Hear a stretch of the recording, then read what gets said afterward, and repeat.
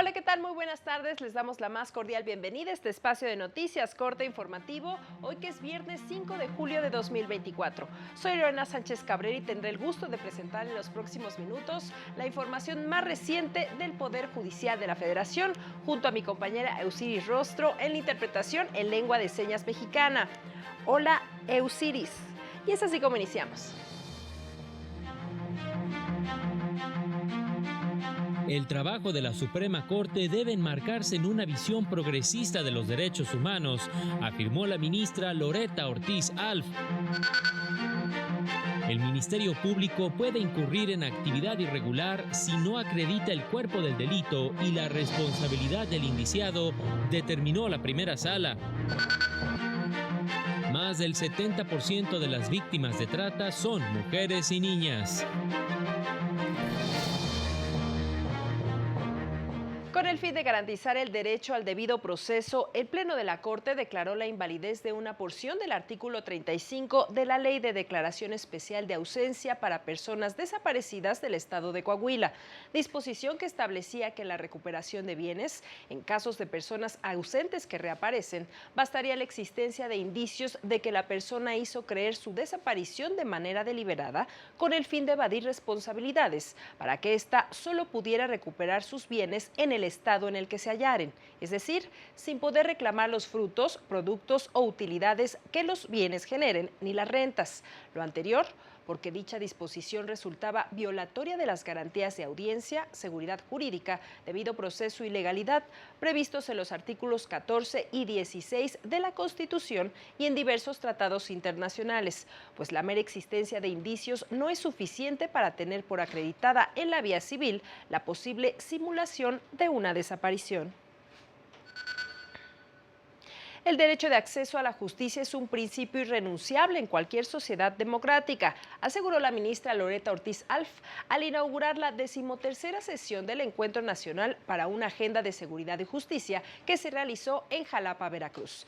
Llamó a aprovechar este tipo de foros para encontrar soluciones a los problemas que enfrenta nuestro país en estas materias. Es apremiante aprovechar esta oportunidad para desplegar un ejercicio amplio de autocrítica y reflexión que derive invariablemente en una mejor administración de justicia y en una mayor legitimidad institucional. Destacó que las soluciones en materia de seguridad no pueden encontrarse separadas del acceso a la justicia. Señaló que nuestro país debe contar con una judicatura cuya labor se enmarque en una visión amplia, global y progresista de los derechos humanos. En la inauguración participó la senadora Indira de Jesús Rosales, quien resaltó que el Poder Judicial sí necesita una reforma, pero no un cambio de la magnitud que ha propuesto el titular del Ejecutivo Federal. Me parece que más allá de enfrascarnos en hablar de democratización, en hablar de elecciones de jueces, magistrados, ministros de la Suprema Corte de Justicia de la Nación, deberíamos de estar hablando verdaderamente de innovación tecnológica, de capacitación continua, de transparencia, de pagos y retribuciones justas a los jueces. Y en el marco de este encuentro para una agenda en materia de seguridad y justicia, la ministra Loretta Ortiz concedió una entrevista a mi compañero Juan Carlos González, exclusiva para Justicia TV, sobre la iniciativa de reforma al Poder Judicial, cuyo eje central es la elección de personas juzgadoras a través del voto popular. Eso no es problema. Yo digo, sí pueden votarse los jueces y magistrados, pero el cómo, es decir, a quiénes van a proponer para que se voten, ese es el tema. Y yo ahí encarecidamente les pido que sean personas con el mejor perfil posible. ¿Quiénes son los que tienen el mejor perfil posible? Pues los jueces y magistrados que se han formado en la carrera judicial. Hay ministros de la Corte como Luis María que lleva 44 años trabajando en el Poder Judicial Federal. 44, o sea, desde mecanógrafo. El ministro Pardo por ahí lleva 42. O sea, es una vocación de vida. A ellos es a los que debemos someter al voto de la ciudadanía. Aseguró que a mayor profesionalización, mayor garantía de que puedan administrar una justicia de calidad. Agregó que la reforma también debe incluir a fiscalías y cuerpos de seguridad. Para mí, el gran desafío en este sexenio es lo que se llama las fiscalías, la investigación de los delitos. Ahí es donde tenemos que esforzarnos muchísimo más. O sea, no es una falta de los jueces o del Poder Judicial, sino viene bien integrada la carpeta de investigación. Resaltó que otro desafío importante es lograr que la ciudadanía sepa diferenciar el trabajo que realizan los jueces y las fiscalías. Normalmente, más que estoy en Justicia TV, voy a aprovechar porque muchos son los que, ahora sí, los que ven estos programas y los que lo siguen a Justicia TV. Normalmente se confunden, las personas confunden el sistema, lo que son las fiscalías, con lo que son el sistema judicial. Y luego confunden además el sistema federal, el Poder Judicial Federal con el local, y son distintas las situaciones, totalmente distintas. En otra información, la primera sala de la Corte estableció en una tesis aislada que el Ministerio Público puede incurrir en actividad administrativa irregular cuando ejerce acción penal sin realizar las diligencias necesarias para la acreditación del cuerpo del delito y la probable responsabilidad penal del indiciado. Pues de acuerdo con los artículos 19, 20 apartado A, 21 y 102 apartado A de la Constitución y diversos artículos del Código Federal de Procedimientos Penales abrogado, ante la omisión de cumplir con dichos requisitos, se le podría atribuir una actividad administrativa irregular y, por tanto, una responsabilidad patrimonial del Estado. También consideró que la exposición de una persona como delincuente ante los medios de comunicación es una actuación fuera de todo cauce legal y constitucional que también puede configurar una actividad administrativa irregular del Ministerio Público y, en consecuencia, una responsabilidad patrimonial del Estado, pues se viola el principio de presunción de inocencia y genera un efecto corruptor del procedimiento por inducir su incriminación, lo que obliga a decretar su invalidez, pues dicha acción puede provocar que se condene al denunciado antes de tiempo. De enero de 2023 a enero de 2024, 2.438 personas de 0 a 17 años fueron víctimas del delito de trata de personas, de las cuales 74.6% fueron mujeres y niñas. Lo anterior refleja que se requiere un trabajo conjunto de gobierno y sociedad para erradicar este delito, que invisibiliza a las víctimas, que es indiferente para la sociedad y que es tolerado por las autoridades, aseguró la consejera Lilia Mónica López Benítez. Indicó que en juzgados y tribunales federales hay 180 asuntos de este tipo y el reto es garantizar protección a las víctimas y juzgar con perspectiva de género. El director de Derechos Humanos, Igualdad de Género y Asuntos Internacionales de la Judicatura Federal, Arturo Guerrero Zazueta, indicó que la trata debe abordarse como fenómeno social y no únicamente como delito, con el fin de erradicarlo. La importancia de combatir el fenómeno de la trata y no solamente el delito de trata. Y creo que esto tiene que ver con entender que este fenómeno es posible porque hay muchísimas deficiencias a nivel social, a nivel sector privado, a nivel institucional.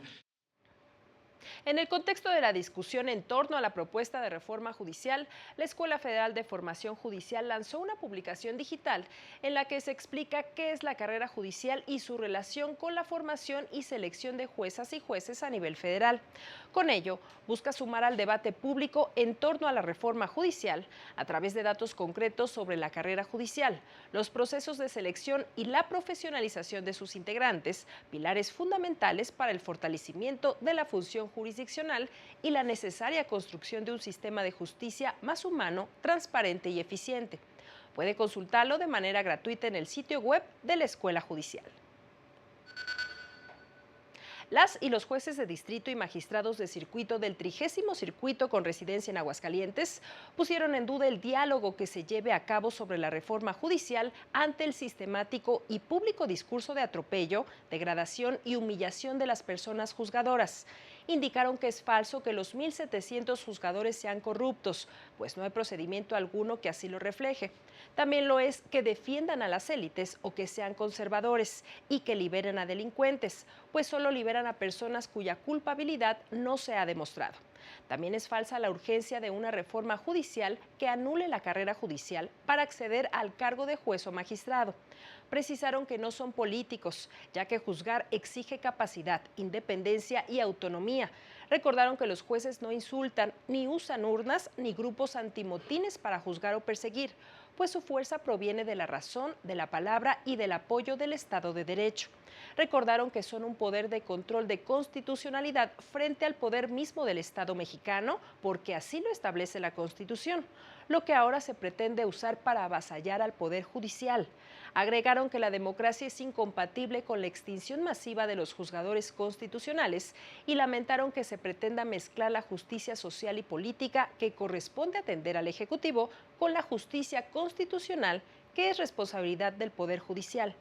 Aseguraron que los juzgadores federales son modernos, eficaces y profesionales, pero además son operadores y representantes del único poder con transparencia total, pues absolutamente todo es público y consultable.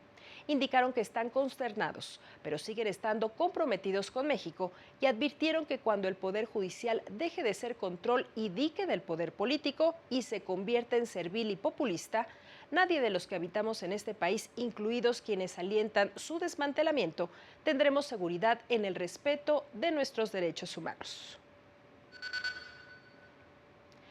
Y con este mensaje es momento de hacer una pausa, pero regresamos con más noticias a Corte Informativo. No se vayan.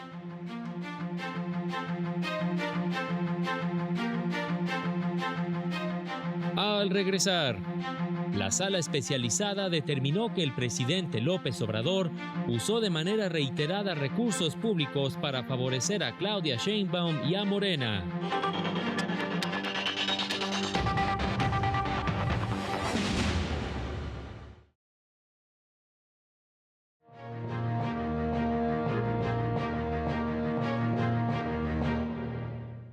Ya estamos de regreso. Gracias por continuar con nosotros. Mire la siguiente información.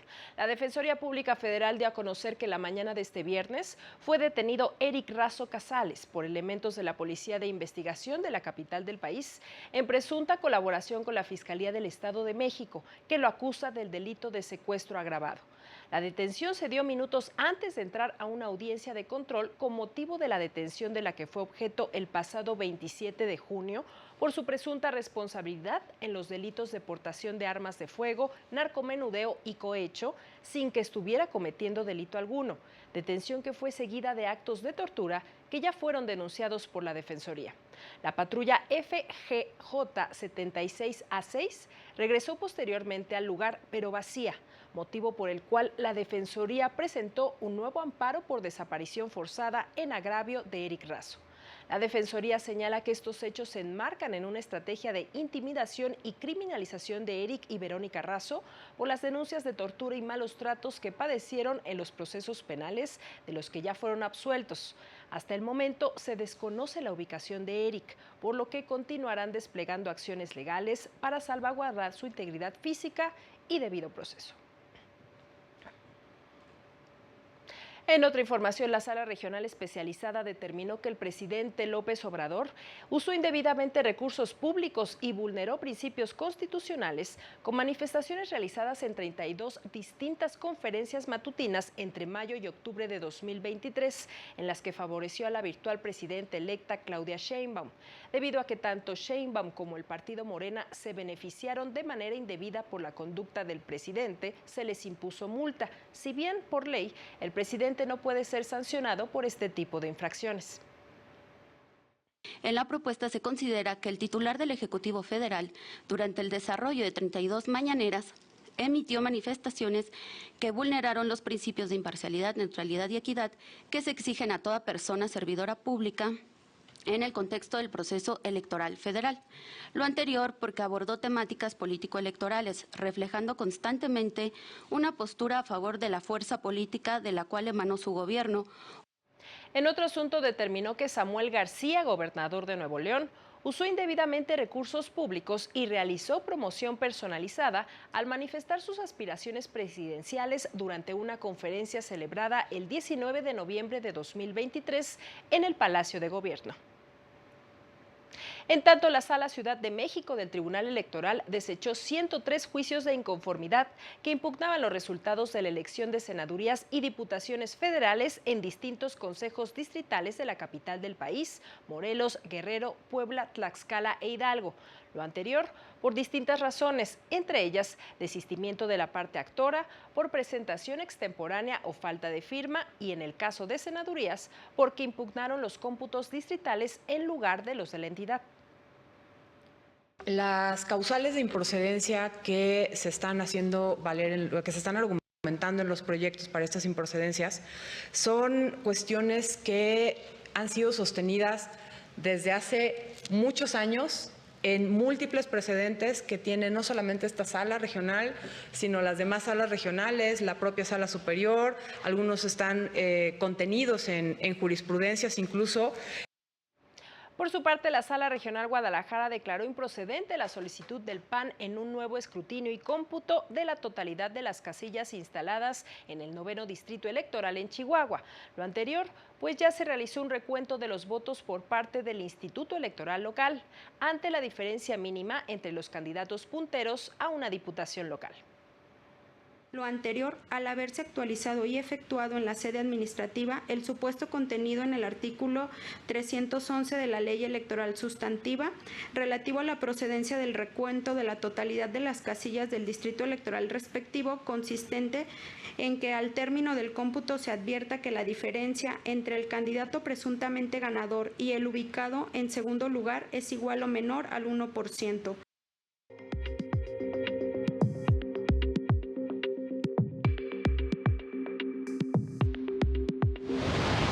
El Poder Judicial de Hidalgo recibió a representantes de USAID México y del Grupo de Acción por los Derechos Humanos y la Justicia Social para trazar la ruta rumbo a la implementación de un juzgado mixto especializado en violencia familiar contra la mujer.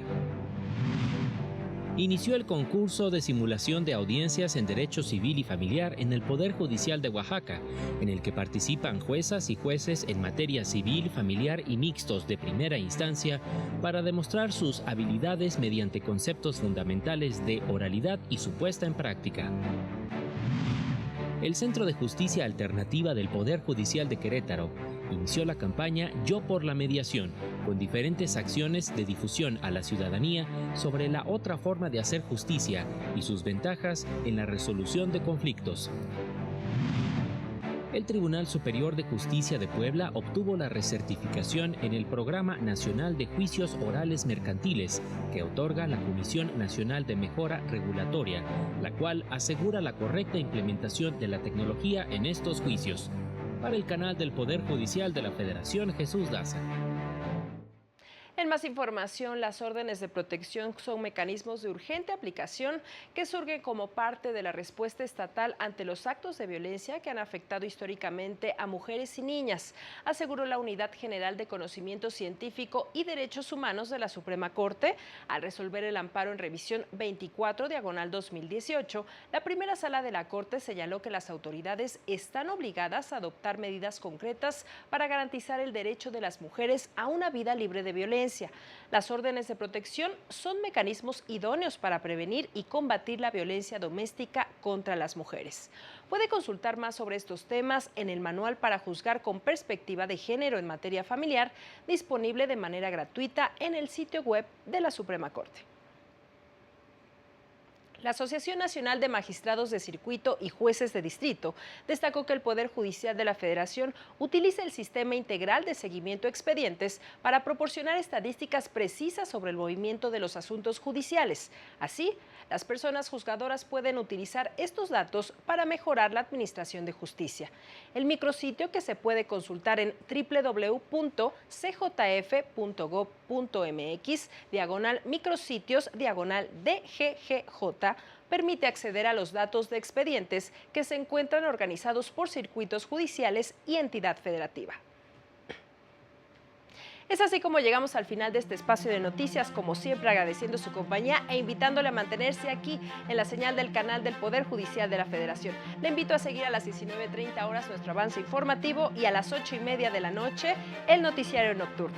Recuerde también que este sábado a las 18:30 horas no se pierda Semanario Judicial, resumen de noticias del Poder Judicial de la Federación, con su repetición el domingo a las 10:30 de la mañana. Soy Lorena Sánchez Cabrera y en nombre de este gran equipo le deseamos que tenga un excelente fin de semana. Hasta pronto.